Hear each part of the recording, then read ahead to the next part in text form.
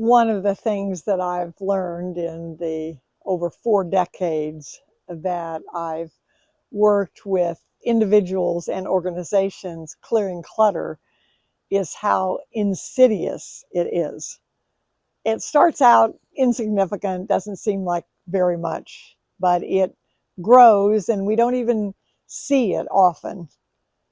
And as I look at the news these days and see what's happening in our world, happening in Minneapolis, happening in the government, happening around the world, I realize that's what's happened in terms of clutter in the world.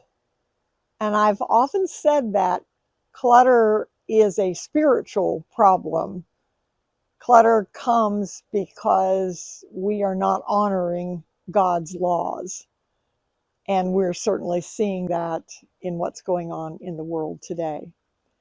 I was reading some historical documents and I read that Benjamin Franklin, when they were writing the Constitution, made this comment: "The longer I live, the more convincing proofs I see of this truth, that God governs the affairs of men.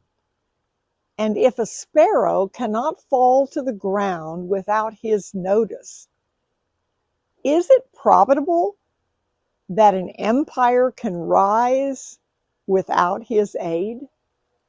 Some people have questioned whether our nation was built on godly principles, and it certainly seems like this statement makes it evident, and many others as well.